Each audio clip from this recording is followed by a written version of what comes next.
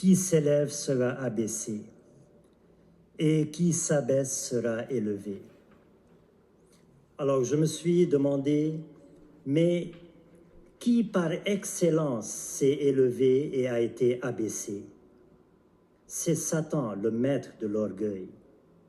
Et qui par excellence s'est abaissé et a été élevé? C'est Jésus, le maître de l'humilité.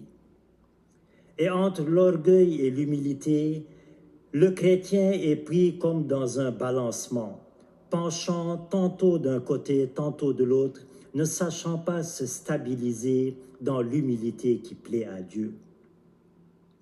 Et pourtant, l'orgueil est trompeur comme son maître.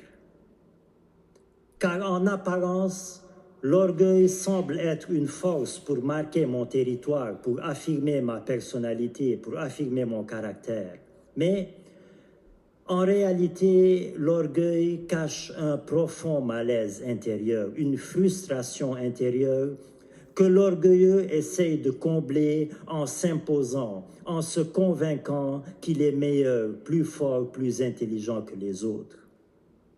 Mais au fond de lui-même, l'orgueilleux sait en vérité que son orgueil ne le rend pas meilleur que les autres. Et pour cacher cette vérité qui le dérange, il devient encore plus orgueilleux et s'enferme ainsi dans un engrenage d'orgueil, dans un cercle vicieux d'orgueil, emprisonné et empoisonné par le maître de l'orgueil qui le manipule à sa guise. Voyez, frères et sœurs, l'œuvre subtile, l'œuvre trompeuse et destructrice de Satan dans le cœur de l'être humain. Mais Jésus est venu pour détruire les œuvres du diable et il a choisi l'humilité pour confondre le maître de l'orgueil. L'humilité est un antidote insupportable pour Satan, car c'est par son manque d'humilité qu'il a été précipité sur terre comme ange déchu. La croix de Jésus est aussi insupportable pour lui, car c'est la croix de l'humilité de Dieu qu'il a vaincu.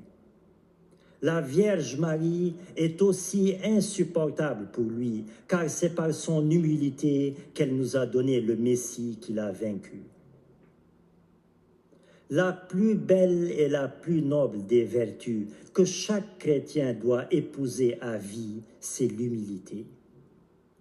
Toute tentative de vie chrétienne sans humilité est vouée à l'échec.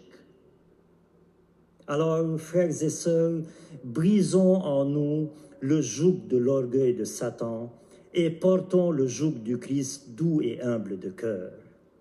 Souvenons-nous de notre condition fragile et mortelle.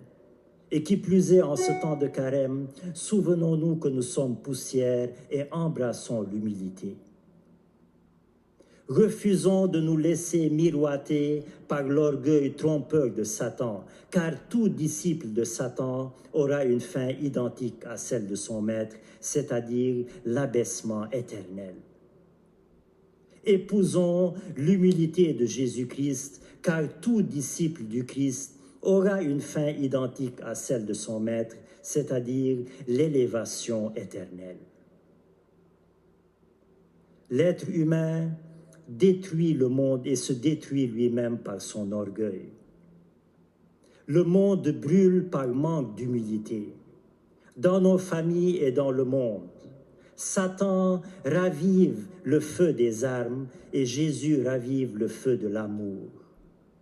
Si seulement l'être humain pouvait comprendre que l'humilité et la paix d'abord a sa racine là dans l'humilité.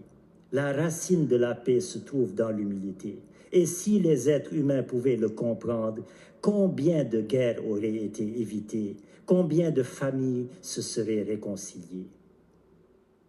Alors, frères et sœurs, prions le Seigneur que l'humilité règne dans nos cœurs, afin que la paix règne dans nos familles, dans nos églises et dans le monde entier. Amen.